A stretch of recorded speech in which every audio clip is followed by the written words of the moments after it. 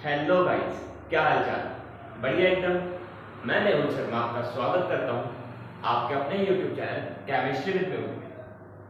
आज की वीडियो में हम बात करेंगे स्ट्रक्चर ऑफ एटम के एक और मजेदार लेक्चर के ऊपर। पिछली वीडियो में हमने बात करी थी आफबाउ जी के प्रिंसिपल के बारे में। याद होगा आपको, हमने आफबाउ जी का प्रिंसिपल पढ़ा था, जिसमें हमने पढ़ा था कि जिसके पास ज्यादा इलेक्ट्रॉन उसके पास उतनी ज्यादा एनर्जी, और जब एनर्जी ज्यादा होगी तो उसके कारण हम ऐसे बोल सकते हैं कि इलेक्ट्रॉन की फीलिंग लेट होगी। इलेक्ट्रॉन की जो फीलिंग है वो लेट होगी। जैसे हमने बात करी, S के पास सिर्फ 2 इलेक्ट्रॉन है, S सबशेल के पास सिर्फ 2 इलेक्ट्रॉन है, और वहीं F सबशेल के पास 14 इलेक्ट्रॉन है। तो पहले इलेक्ट्रॉन भरे जाएंगे S के अंदर, फिर भरे जाएंगे P के अंदर जिसमें है 6 इलेक्ट्रॉन, फिर भरे जाएंगे D के अंदर जिसमें है 10 इलेक्ट्रॉन, और लास्ट में भरे जाएंगे F के अंदर जिसके अंदर है 14 इलेक्ट्रॉन। ये हमने पिछली वीडियो में बात करी थी कि इलेक्ट्रॉन जैसे जैसे बढ़ेंगे इलेक्ट्रॉन की फीलिंग यानी कि उसकी एनर्जी बढ़ती रहेगी, और जब एनर्जी बढ़ेगी तो इलेक्ट्रॉन की फीलिंग लेट होती रहेगी। और ये ऑर्डर दिया था किसने? आफबाउ जी ने। ऑर्डर ऑफ एनर्जी, एनर्जी का ऑर्डर दिया था। इन्होंने कहा था अगर हमें इलेक्ट्रॉन भरने हैं तो कैसे भरेंगे, वो हम भरे कुछ इस ऑर्डर में: 1s2, 2s2, 2p6, 3s2, 3p6, 4s2, 3d10, 4p6, 5s2, ऐसे आगे तक बढ़ता रहेगा। ये हमारा एक ऑर्डर है जिसको हमें पूरा फॉलो करना है। इस ऑर्डर को हम क्या बोलते हैं? इस ऑर्डर को हम बोलते हैं इलेक्ट्रॉनिक कॉन्फ़िगरेशन। इलेक्ट्रॉनिक कॉन्फ़िगरेशन, इतना याद था आपको? ठीक है, इतना नोट करने के बाद नोट करिए। उसके बाद हम कुछ एग्जांपल्स देखेंगे। अब हम किसके? आफबाउ जी के प्रिंसिपल के। नोट करिए इसको, फिर हम आगे बात करेंगे आफबाउ जी के प्रिंसिपल के कुछ एग्जांपल्स के ऊपर। यानी कि हम करने वाले हैं इलेक्ट्रॉनिक कॉन्फ़िगरेशन। 9th क्लास में आप सभी ने इलेक्ट्रॉनिक कॉन्फ़िगरेशन करी होगी KLMN शेल के साथ, है ना? अब हम उसका ही थोड़ा सा एडवांस वर्जन करने वाले हैं, और ये वाली जो इलेक्ट्रॉनिक कॉन्फ़िगरेशन है काफी ज्यादा इंपॉर्टेंट है। ठीक है, कर लिया नोट? ठीक है।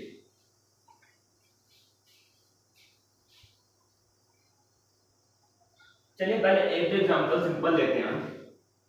जैसे हमसे बोल रहा है कि नाइट्रोजन,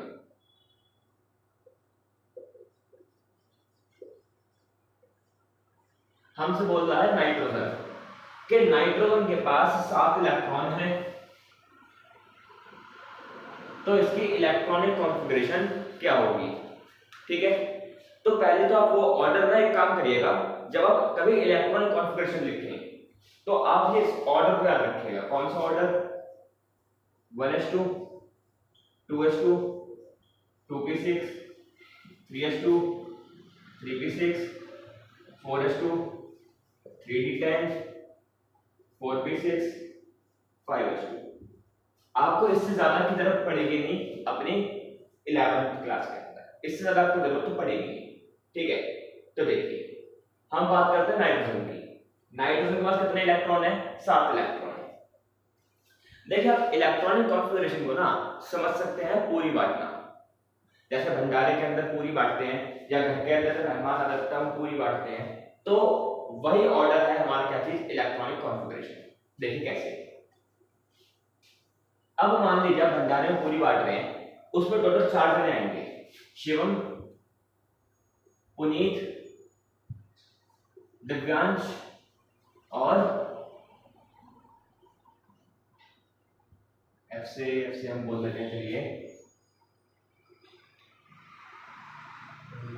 चलिए अपने दोस्त का नाम दे देते हैं प्रदीप। ठीक है, ये 4 लोग आएंगे। अब शिवम 2 पूरी खाएगा, जो आपका पुनीत है वो 6 पूरी खाएगा, दिव्यांश जो है 10 पूरी खाएगा, जो फरदीन है वो 14 पूरी खाएगा। ठीक है, अब हमारे पास ये इस तरीके से एक ऑर्डर तैयार हो जाएगा हमारे पास।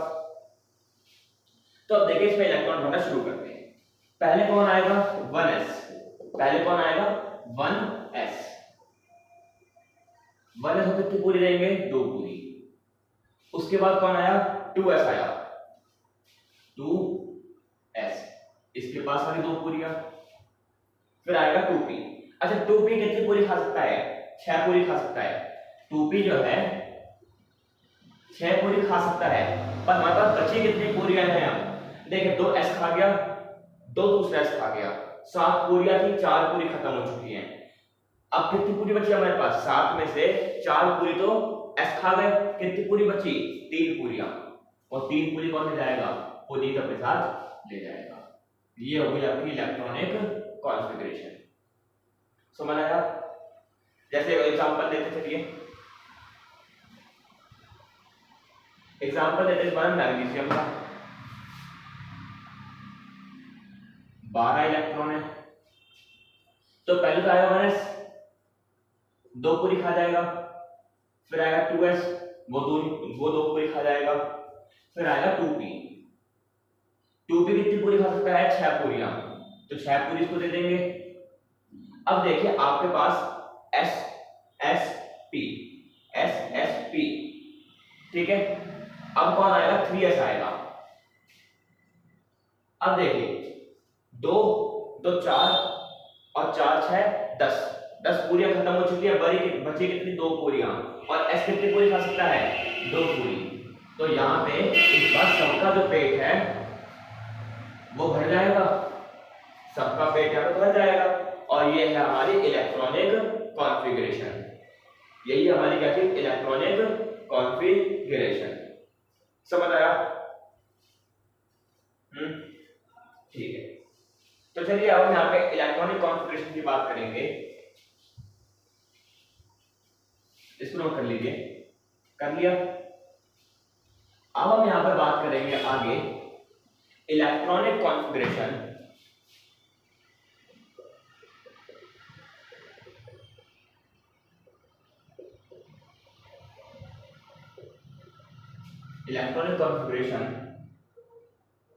from 1 to 30 element of periodic table। Periodic table से के 1 से 30 तक के जो एलिमेंट हैं, यानी कि हाइड्रोजन से लेकर के जिंक तक, हम सबकी इलेक्ट्रॉनिक कॉन्फ़िगरेशन पे देखने वाले हैं। और यहाँ पे काफी इंटरेस्टिंग चीजें हैं जो आपको समझ में आएंगी। इस टॉपिक से हम जो है अपना एक अगला जो टॉपिक है उसको समझेंगे, और काफी इंटरेस्टिंग है। तो चलिए पहले हम बात करते हैं हाइड्रोजन की। हाइड्रोजन एक इलेक्ट्रॉन, हाइड्रोजन के पास एक इलेक्ट्रॉन, तो यहाँ पे उसकी इलेक्ट्रॉनिक कॉन्फ़िगरेशन 1s1, क्योंकि एक ही पूरी तो एक पूरी लेके चला जाएगा। फिर आएगा हीलियम, 2 इलेक्ट्रॉन, तो 1s2। फिर आएगा लिथियम, 3 इलेक्ट्रॉन, 1s2 2s1। ठीक है, यहां पे मैं ऑर्डर लिखता हूं 1s2 2s2 2p6 3s2 3p6 4s2 3d10 4p6 5s2। ठीक है, आप जो है अगर आप सभी को इलेक्ट्रॉनिक कॉन्फ़िगरेशन समझ आई है तो एक काम करिए, आप अपनी वीडियो को पॉज करिए और 1 से लेकर 30 तक जो इलेक्ट्रॉनिक कॉन्फ़िगरेशन है उसको लिखने की कोशिश करिए।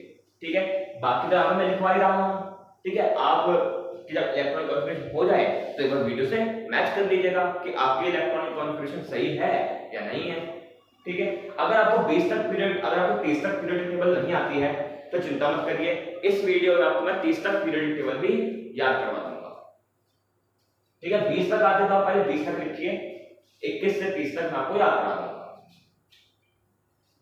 तो लिथियम हो गया, फिर आता है beryllium, 4 electron, 1s2 2s2, boron 1s2 2s2, अभी भी एक पूरी बची है, 1s खत्म हो गया, 2s खत्म हो गया, अब आएगा 2p, यहां पे आएगा 2p1। अब यहां से p की जो सीरीज है वो शुरू होगी, यहां पे आएगा carbon 6 electron, 1s2 2s2 2p2, nitrogen 7 electron, 1s2 2s2 2p3, oxygen 8 electron, 1s2 2s2 2p4,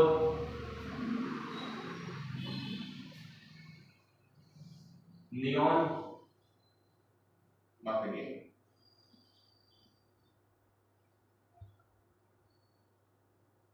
fluorine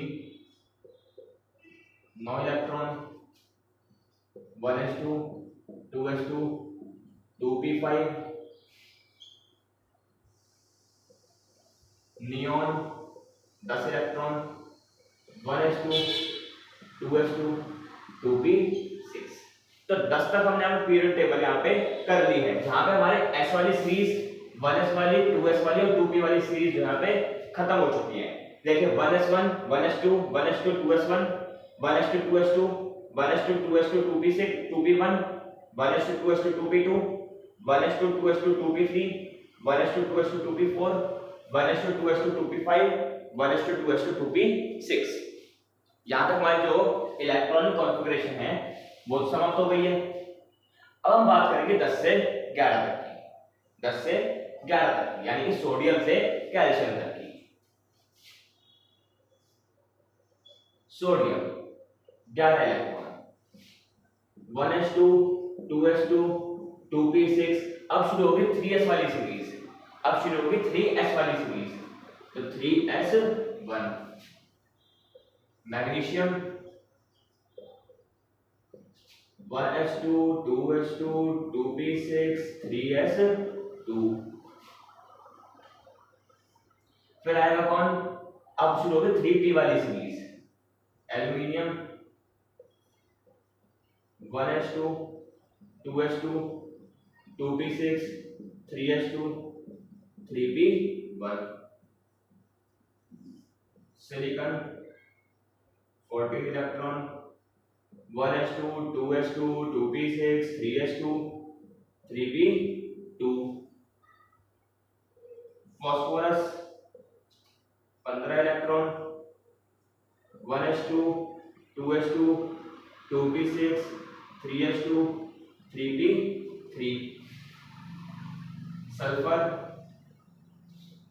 16 electron, तो यहां हो जाएगा आपका 1s2 2s2 2p6 3s2 3p4,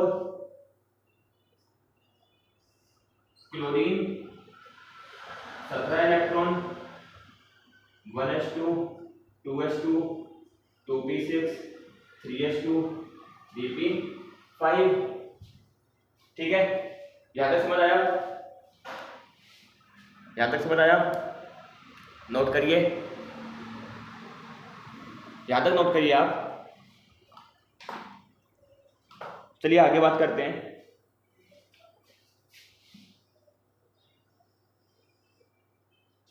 chlorine के बाद यहां पे आएगा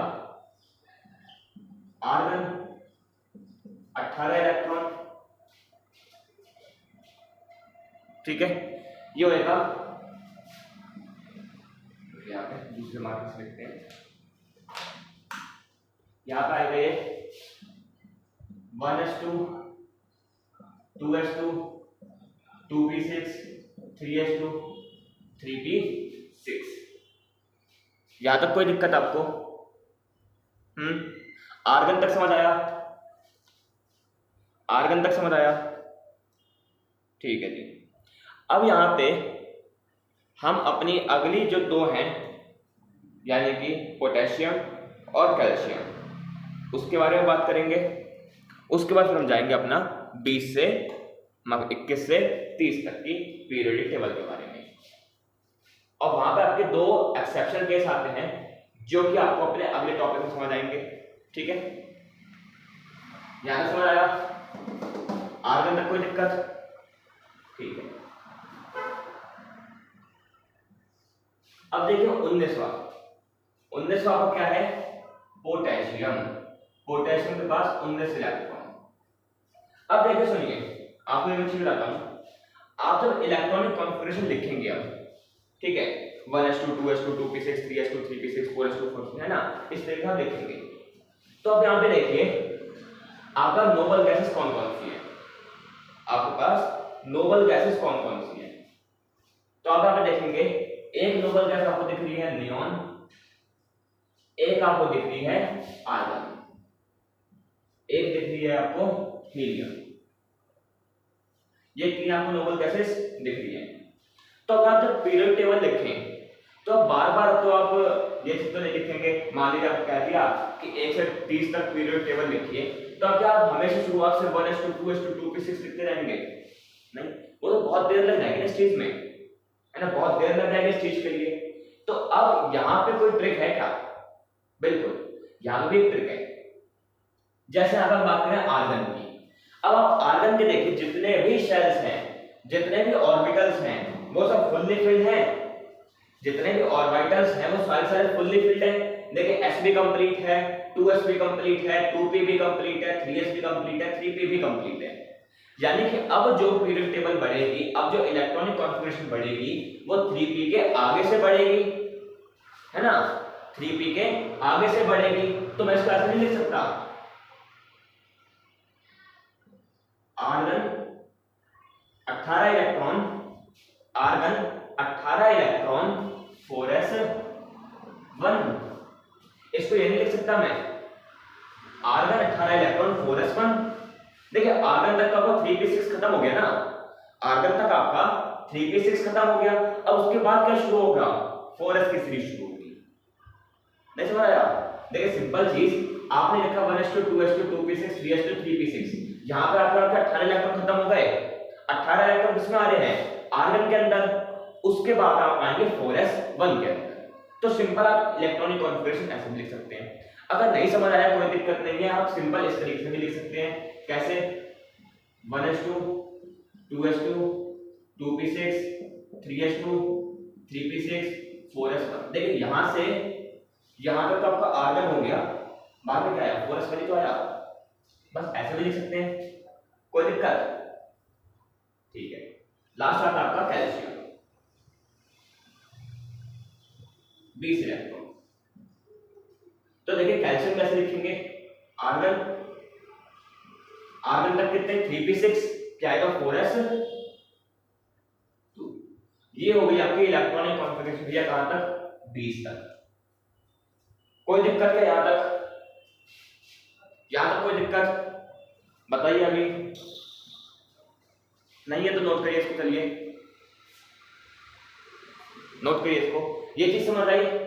यहां पे आर्गन 4s1 भी लिखा मैंने, क्योंकि आर्गन तक आते आते आपका 3p समाप्त हो चुका था। आर्गन तक आते आते आपका 3p ओवर हो चुका था, इसलिए यहां पे कहा गया है आर्गन 4s1 पे। ठीक है, नोट करिए इसको। कर लिया? ठीक है, रख कर दूं? ठीक है, चलिए। अब हमने यहाँ पे कैल्शियम तक जो हमारी पीरियड टेबल है वहां की हमने इलेक्ट्रॉनिक कॉन्फ़िगरेशन देख ली है। अब हम यहाँ पे आगे बात करेंगे 21 से 30 तक। 21 से 30 तक। अब देखिए अगर मैं आपको बोलूं अभी, तो आप तो एनसीईआरटी से या कहीं से पीरियड टेबल से देख के आप लिख सकते हैं कि हाँ 21 पे क्या आता है, 22 पे क्या आता है, 23 पे क्या आता है।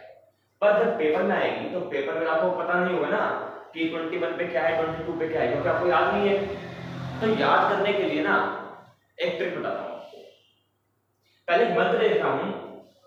एक मंत्र है, जब भी हम 21 से 30 तक पीरियड टेबल याद करते हैं तो उसके लिए मंत्र पढ़ना होता है, कंपलसरी है, बहुत ज्यादा कंपलसरी है। जैसे कभी भी हम कोई पूजा पाठ शुरू करते हैं तो हम मंत्र पढ़ते हैं पहले, है ना, अपना गुरु मंत्र पढ़ते हैं। तो वही गुरु मंत्र हमें यहाँ पे दिया था, ठीक है, उसी गुरु मंत्र को हम पहले जाप करने वाले हैं, जिससे आपको 21 से 30 तक पीरियड टेबल याद हो जाएगा। तो गुरु मंत्र में यहाँ पे लिख रहा हूं, ठीक है।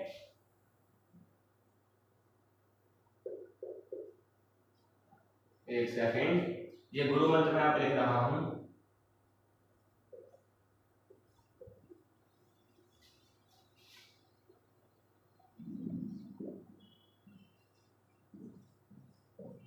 यह गुरु मंत्र, इस गुरु मंत्र का जाप करने से आपको पीरियड टेबल 21 से 30 तक याद हो जाएगी। यह गुरु मंत्र क्या है?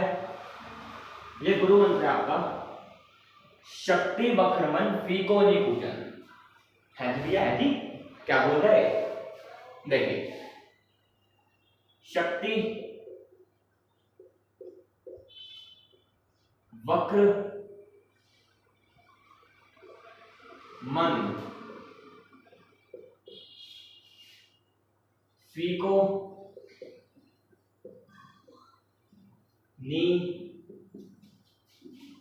पूजन। क्या बना है? शक्ति वक्रमन फीको नी पूजन। ये आपका एक गुरु मंत्र है। जब भी आप याद रखिएगा, कभी भी जब पीरियड टेबल याद करें 21 से 30 तक, तो इस गुरु मंत्र का आपको जाप करना हमेशा। क्या है? शक्ति वक्रमन फीकोनी पूजन। शक्ति वक्रमन फीकोनी पूजन। शक्ति वक्रमन फीकोनी पूजन। असल में कोई गुरु मंत्र नहीं है ये आपके 21 से 30 तक पीरियड टेबल के एलिमेंट्स हैं। अगर आप लोग ध्यान से देखें तो कोई गुरु मंत्र नहीं है ये क्या है? 21 से 30 तक आपके पीरियोडिक टेबल के एलिमेंट्स हैं। जैसे स्कैंडियम, एससी से हो गया स्कैंडियम, टाइटेनियम,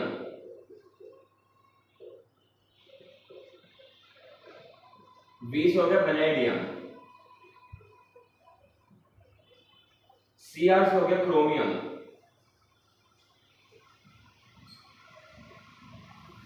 एमएन से हो गया मैग्नीज,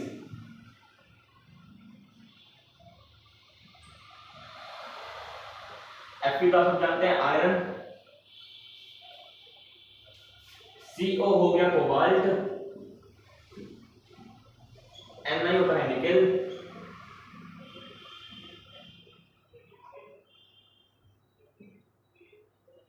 सीयू होता है कॉपर और Zn होता है जिंक। ये है आपके 21 से 30 तक पीरियोडिक टेबल के एलिमेंट। 21 पे स्कैंडियम, 22 पे टाइटेनियम, 23 पे वेनेडियम, 24 पे क्रोमियम, 25 पे मैग्नीज, 26 पे आयरन, 27 पे कोबाल्ट, 28 पे निकेल, 29 पे कॉपर, 30 पे जिंक। यही आपका शक्ति वक्रमन फीकोनी पूजन।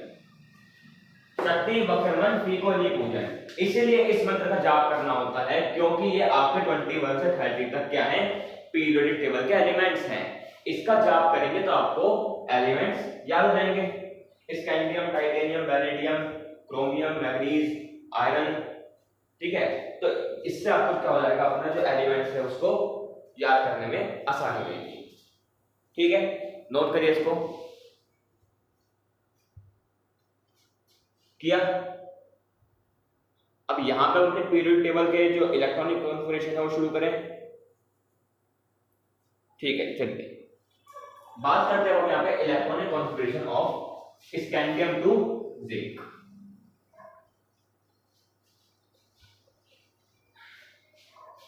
तो चलिए बात करते हैं यहां पे स्कैंडियम 21 इलेक्ट्रॉन। तो इसकी इलेक्ट्रॉनिक कॉन्फ़िगरेशन क्या होगी?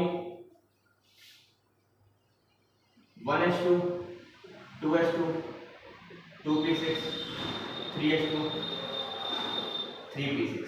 देखिए यहां तक आपको क्या हो जाएगा आर्गन, यहां तक क्या हो जाएगा आर्गन। देखिए इस बार ही मैं लिख रहा हूं शुरुआत से लेकर पूरी तक, उसके बाद से मैं आर्गन और उसके बाद से अपने जो एलिमेंट्स है वो शुरू करूंगा।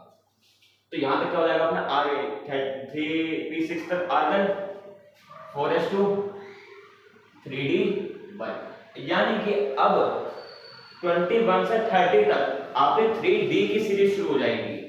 अब इस बार आपकी डी की सीरीज शुरू होगी। अगर आप एस और पी में खेल रहे थे, अब आप यहाँ पे डी में आएंगे, ठीक है, 3d में आ गए अब आप।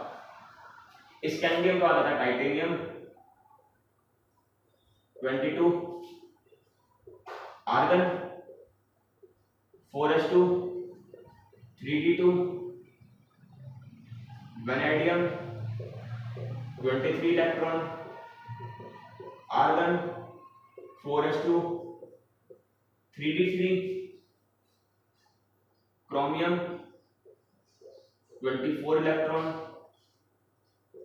Argon 4s2 3d4। अब देखिए सुनिए बात, क्रोमियम काफी इंपॉर्टेंट केस है, काफी ज्यादा इंपॉर्टेंट केस है कौन, क्रोमियम। इसकी इलेक्ट्रॉनिक कॉन्फ़िगरेशन होनी तो यही चाहिए ना, इसकी इलेक्ट्रॉनिक कॉन्फ़िगरेशन यही होनी चाहिए। क्या है वो 1s2 2s2 2p6 3s2 3p6 4s2 3d4। बताइए कुछ गलत लिखा है क्या मैंने? नहीं, कोई चीज गलती तो नहीं है, किसी चीज की गलती नहीं है। पर मजे की बात क्या है, ये इलेक्ट्रॉनिक कॉन्फ़िगरेशन हो जाएगी आपकी गलत। ये इलेक्ट्रॉनिक कॉन्फ़िगरेशन आपकी हो जाएगी गलत।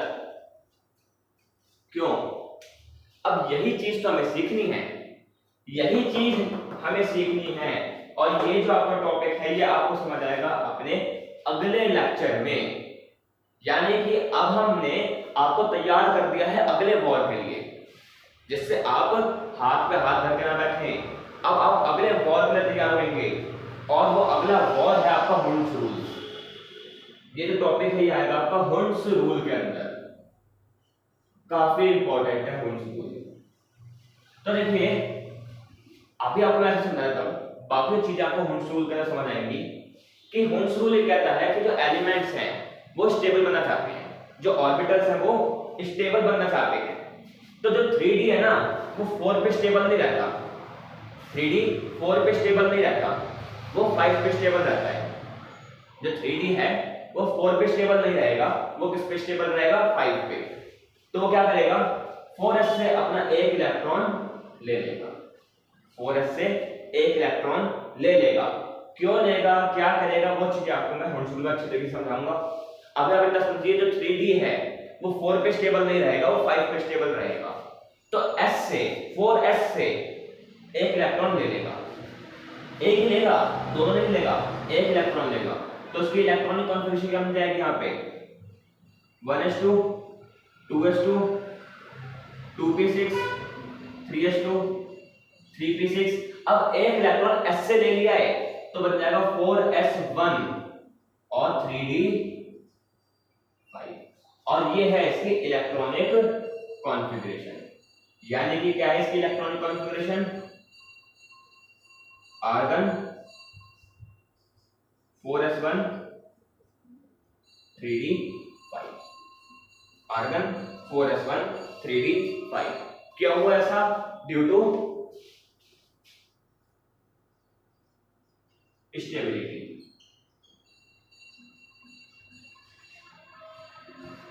जो ऑर्बिटल्स हैं वो स्टेबल बनना चाहते हैं, इसलिए इसने क्या किया 4s से एक इलेक्ट्रॉन ले लिया, जिससे वो क्या बन गया 3d5 बन गया। ठीक है, नोट करिए इतना, आगे बात करेंगे फिर हम। किया, ठीक है, रख कर दो, रख कर दो, ठीक है।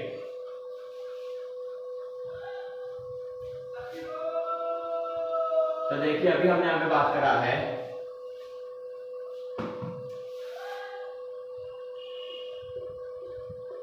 Argon 4s2 3d1,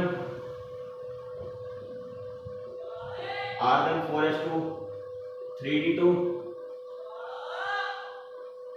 argon 4s2 3d3, chromium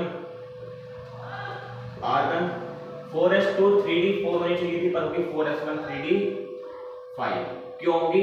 stability के लिए। फिर आता है मैग्नीज 25 इलेक्ट्रॉन, इसकी इलेक्ट्रॉनिक कॉन्फ़िगरेशन होगी argon 4s2 3d5, argon 4s2 3d5, iron 26 electron, argon 4s2 3d6, cobalt 27, argon 4s2 3d7, nickel 28 electron, argon 4s2 3d8,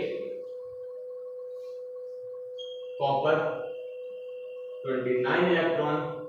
अब सुनिएगा, एक तो क्रोमियम और एक कॉपर, ये दोनों बहुत इंटरेस्टिंग केस है। क्रोमियम तो समझ आया कि स्टेबिलिटी चाहिए थी, इसलिए क्या हो गया, ये स्टेबल किस पे रहता है? 3d5 पे स्टेबल रहता है, जो d है वो 5 पे स्टेबल रहता है। ठीक है, अब बात करते हैं कॉपर की। कॉपर की इलेक्ट्रॉनिक कॉन्फ़िगरेशन होनी चाहिए थी आर्गन 4s2 3d9, पर ये भी नहीं होगी। क्यों? क्योंकि d ऑर्बिटल है, जो d ऑर्बिटल है वो एक तो 5 पे सबसे ज्यादा स्टेबल रहेगा, एक तो 5 इलेक्ट्रॉन पे सबसे ज्यादा स्टेबल रहेगा, और एक 10 इलेक्ट्रॉन पे सबसे ज्यादा स्टेबल रहेगा। या तो 5 पे स्टेबल है या तो 10 पे स्टेबल है। 9 पे आ जाएगा तो उसको देखिए, सुनिए, अब कहेंगे कि भैया जब ये 1 पे था, जब 3d1 था, तो क्या तब स्टेबल नहीं था? तब भी तो स्टेबल नहीं था ना वो। 3d5 तो यहाँ पे भी नहीं आया, तो यहाँ पे इसने अपने 5 इलेक्ट्रॉन को नहीं लिए। ये भी बहुत इंटरेस्टिंग क्वेश्चन बन सकता है। या जब 3d3 था तब क्यों नहीं आया? तो सुनिए, मैंने बात करी d के अंदर कितने इलेक्ट्रॉन भर सकते हैं? 10 इलेक्ट्रॉन भर सकते हैं। टोटल 5 डब्बे होते हैं, उसके अंदर 5 ऑर्बिटल होते हैं।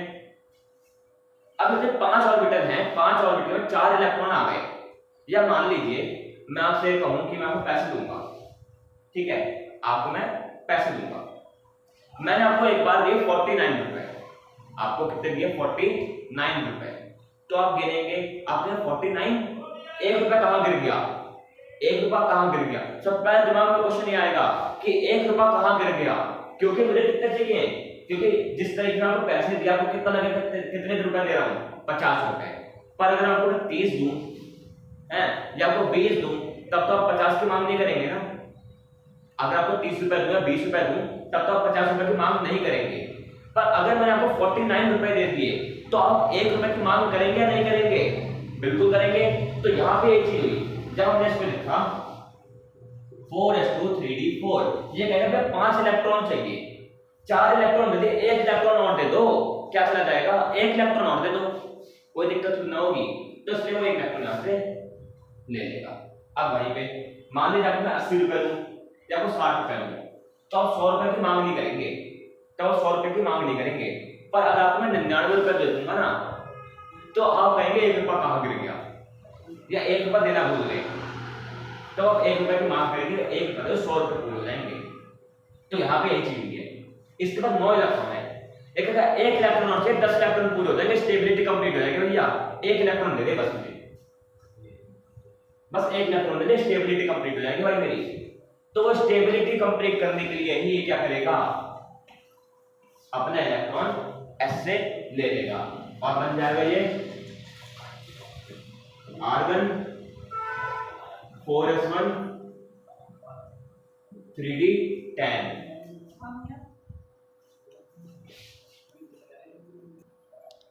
हाँ, मेरे समझ आया यहाँ तक। जो कॉपर है उसके पास है 3d9। अब वो कहता है 99 रुपए तो दे दिए, 1 रुपया और दे दो, 100 रुपए कब पूरे हो जाएंगे मेरे पास। तो ऐसे ये क्या करेगा, S से एक इलेक्ट्रॉन ले लेगा और स्टेबल बन जाएगा 3d टैग पे आकर के। ये भी टॉपिक आपको हुंड-शुल में अच्छे तरीके से समझ आएगा। स्टेबिलिटी का जो पूरा प्रोसेस है आपको हुंड-शुल में अच्छे तरीके से समझ आ जाएगा। लास्ट अपना बचता है zinc, 30 electron, argon 4s2 3d 10। ये है आपका इलेक्ट्रॉनिक कॉन्फ़िगरेशन। नोट करिए इसको, कर दिया। तो यहां पर हमने बात करी इलेक्ट्रॉनिक कॉन्फ़िगरेशन की, जिसमें हमने देखा फर्स्ट एलिमेंट से लेकर 30th एलिमेंट तक कैसे कैसे अलग अलग में हम इलेक्ट्रॉन भरते हैं। हमने देखा स्टेबिलिटी के ऊपर इलेक्ट्रॉन काम करता है, ठीक है। जो इलेक्ट्रॉन है वो स्टेबिलिटी चाहता है तो वो अपने स्टेबिलिटी के लिए कुछ भी करेगा, अपना एक इलेक्ट्रॉन ले लेगा, और ऐसे अपना क्रोमियम एक इलेक्ट्रॉन ले लेगा, यहाँ पे कॉपर एक इलेक्ट्रॉन ले लेगा, किसके लिए, स्टेबिलिटी के लिए, ठीक है। इस चीज को हम अपना जो अगला जो लेक्चर है हुंड्स रूल वाला, वो काफी ज्यादा इंपॉर्टेंट होने वाला है आपके लिए, काफी ज्यादा इंपॉर्टेंट है हुंड्स रूल, ठीक है। तो वो हम अपने अगले वीडियो में बात करेंगे। उम्मीद करता हूं आपको इलेक्ट्रॉनिक कॉन्फ़िगरेशन में डाउट नहीं रहा होगा। आप इलेक्ट्रॉनिक कॉन्फ़िगरेशन की प्रैक्टिस करते रहिएगा, काफी ज्यादा इंपॉर्टेंट है। जरूरी नहीं आप बस 30 तक ही करें, आप आगे भी कर सकते हैं, ठीक है। आप 30 से आगे के जो एलिमेंट्स है उसकी भी आप प्रैक्टिस कर सकते हैं। ये आपका ऑर्डर यहाँ पे लिखा हुआ है। बाकी आपको ऑर्डर बनाना सिखा दिया था मैंने, आपको प्रिंसिपल में नागिन मेथड अगर आपको याद होगा तो ना, जिससे आप अपना ऑर्डर आगे का बना सकते हैं। तो ये थी हमारी इलेक्ट्रॉनिक कॉन्फ़िगरेशन। आई होप आपको इसमें कोई डाउट नहीं रहा होगा। प्रैक्टिस करते रहिएगा, पढ़ते रहिएगा। मिलते हैं आपको अगली वीडियो में बढ़िया मजेदार टॉपिक के साथ हुंड्स रूल वाला। तब तक के लिए गुड बाय।